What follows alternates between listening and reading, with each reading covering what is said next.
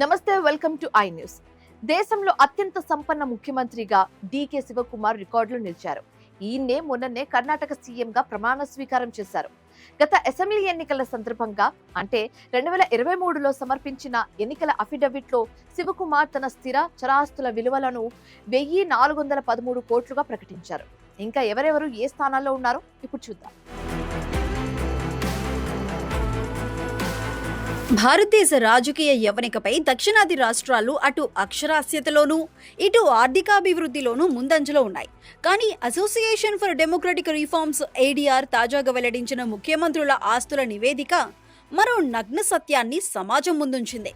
దేశంలోని అత్యంత సంపన్న ముఖ్యమంత్రుల జాబితాలో మొదటి 3 స్థానాలు దక్షిణాది నాయకులకే దక్కటం కేవలం కాకతాళీయం కాదు. ఇది ప్రాంతీయ రాజకీయాల్లో వేళ్లూనుకుపోయిన ధనబల సంస్కృతికి సజీవ సాక్ష్యం అంటున్నారు నిపుణులు.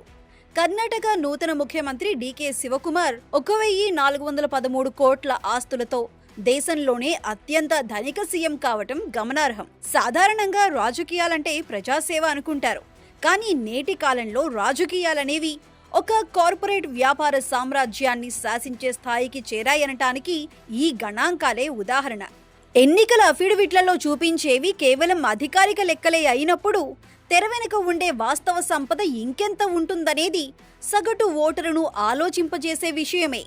ఆర్థిక బలవంతుల్లో అగ్రజుడు డీకే శివకుమార్ తరువాత 2-3 స్థానాల్లో ఏపీ సీఎం చంద్రబాబు, తమిళనాడు ముఖ్యమంత్రి విజయ్ నిలిచారు. 931 కోట్లతో సుదీర్ఘ రాజకీయ అనుభవం, హైటెక్ విజన్ ఉన్న చంద్రబాబు 2వ స్థానంలో నిలవటం రాజకీయాల్లో పారిశ్రామిక వ్యాపార ప్రయోజనాలు ఏ స్థాయిలో పెనవేసుకుపోయాయో చూపిస్తోంది. అమరావతి వంటి ప్రాంతాల్లో రియల్ ఎస్టేట్, హెరిటేజ్ వంటి పెద్ద వ్యాపార సామ్రాజ్యాల నేపథ్యం ఈ సంపదకు మూల స్తంభాలుగా నిలిచాయి.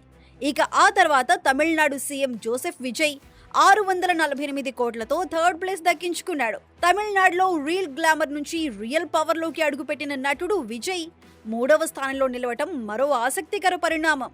సినీ రంగంలో సంపాదించిన కోట్లను రాజకీయాల్లో పెట్టుబడిగా మార్చే ద్రవిడ సంస్కృతి ఇక్కడ స్పష్టంగా కనిపిస్తోంది. ఉత్తరాది వర్సెస్ దక్షిణాది అన్నట్టుగా ఈ జాబితాలో 4వ స్థానంలో ఉన్న అరుణాచల్ ప్రదేశ్ సీఎం పెమా ఖండు 332 కోట్లు మినహా టాప్ 3 అంతా దక్షిణాది వారే కావటం గమనార్హం. అయితే దీనివల్ల 2 విషయాలు స్పష్టమవుతున్నాయి. దక్షిణాదిలో ఎన్నికల వ్యయం దేశంలోని ఇతర ప్రాంతాల కంటే అత్యంత భారీగా ఉంటోంది.